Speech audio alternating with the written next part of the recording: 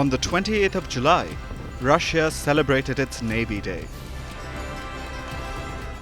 The most elite warships were on display in St. Petersburg. Veterans of the Russian armed forces were given a 21-gun salute. Thousands of Russians attended the military festivities. From tugboats to frigates to destroyers and even submarines, the different kinds of warships sailed through the Neva River, also known as the Gateway to Europe. And in true Putin style, the Russian president inspected his warships. While standing on top of a high-speed, open-top boat. But for Putin, the day was just getting started.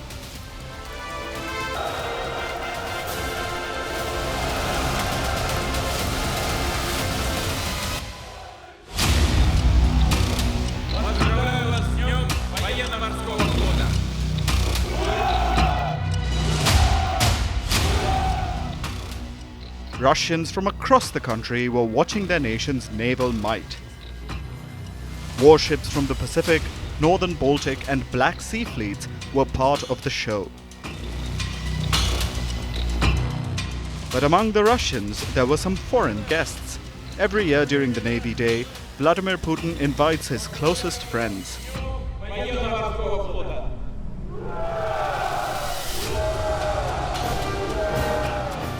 And this year, 31 nations were invited, with the largest contingents from India, China, Iran and South Africa.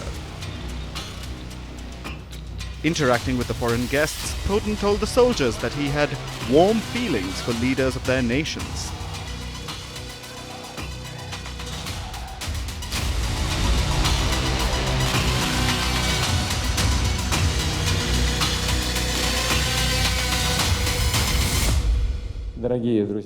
Dear friends, once again, I congratulate Russian naval servicemen, and I want to express my gratitude to our foreign friends for being here today with us. I want to assure you that we, from our side, also have warm feelings for you, the leadership of your countries, and the people of your nations. Once the friendly interactions were done and dusted, Putin turned his sights to the adversary.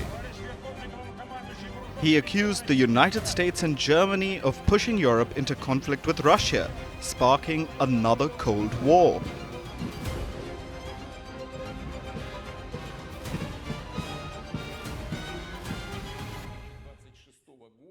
The U.S. and German government's announcement of the deployment of American high-precision long-range missile systems in Germany starting in 2026 draws our attention.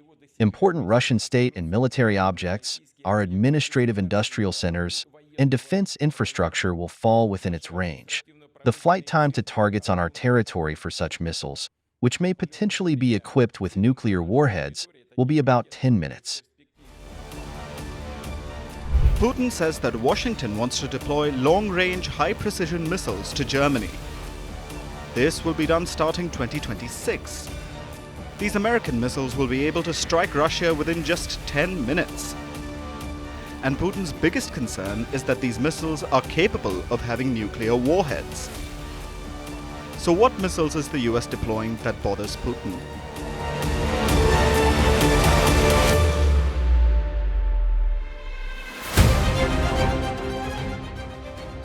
The US has announced that it will deploy long-range missiles in Germany. The first deployment begins in 2026. It will include the SM-6 and the Tomahawk missiles. Washington even wants to include the deployment of hypersonic weapons. So why are these missiles a big deal for Russia?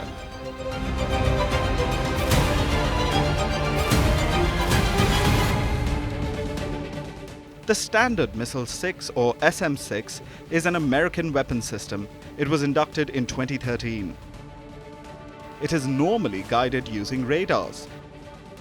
It has a range of up to 500 kilometers. The weapon is highly maneuverable and versatile. It can be launched from land, sea, and air. The SM-6 is a tried and tested missile in the American armory. But it's the other missile that has Putin worried. The Tomahawk is America's fire and forget missile. It has been in service for 4 decades. It has a range of up to 2,500 kilometers. It can be guided by GPS and radar. And the Tomahawk is capable of delivering a tactical nuclear warhead.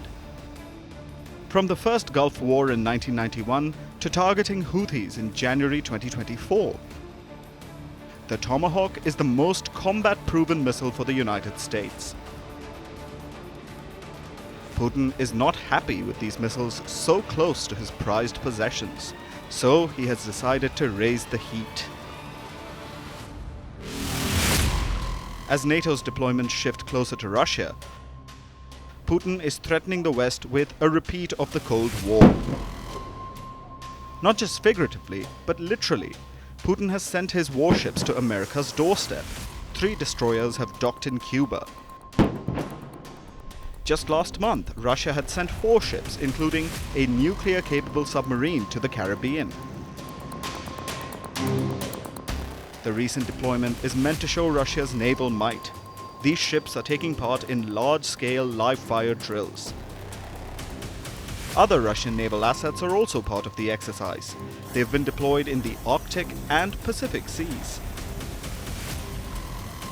Putin says that he's not being provocative. Instead, he's only safeguarding his country from American expansionism.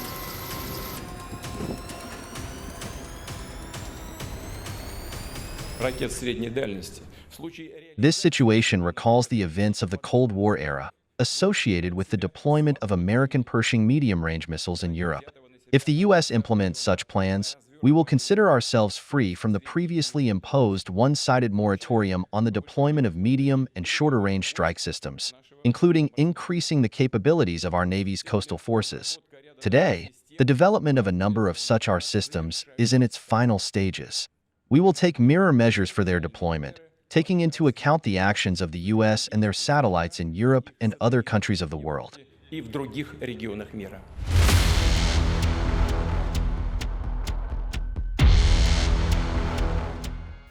And joining Putin in flexing muscle is his dear friend Xi Jinping. In recent times, China and Russia have developed a no-limits partnership. And Beijing has agreed to play Moscow's games.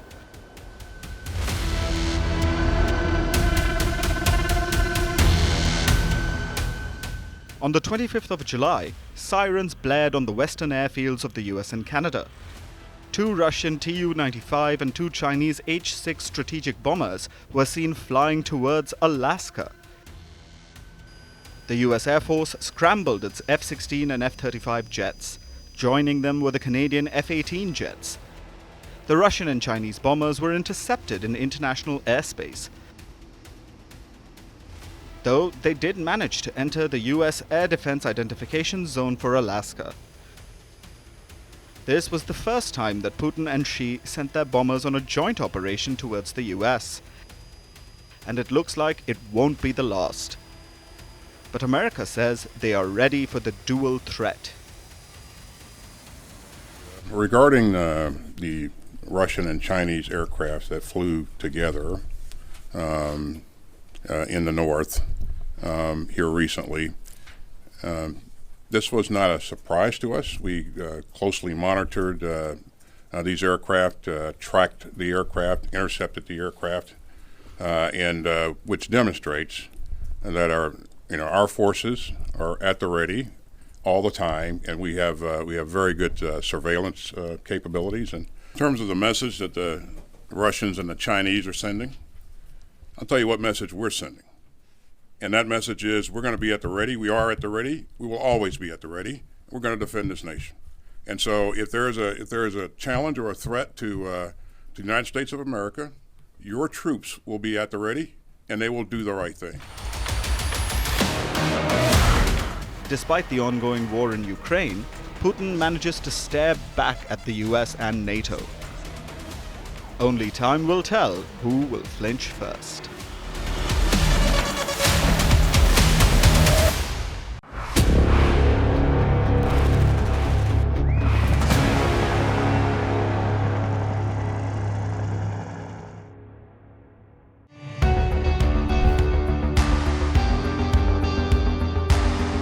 across continents, one powerful news source.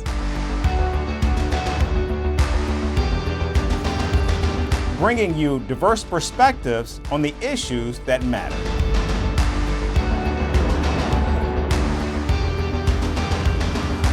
We go beyond the boundaries to give you that little extra about every sporting moment.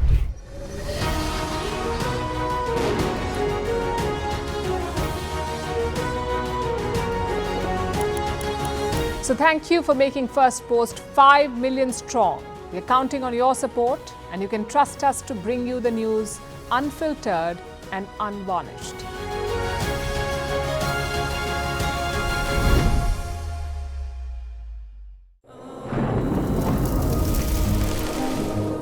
Climate change is on our doorstep. It's time for a revolution to take root. And it starts with 1.4 billion Indians. It starts with one tree for humanity, one tree for Mother Earth, one tree for our future. Project One Tree, a News 18 network initiative.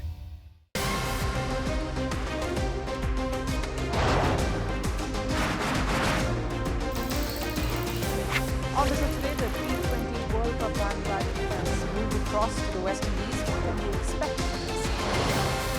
Hello, I'm Alison Green, coming to you from Durban, South Africa. Today we have a special show. Start with a report on India's shifting nuclear posture. The first time since India officially became a nuclear power.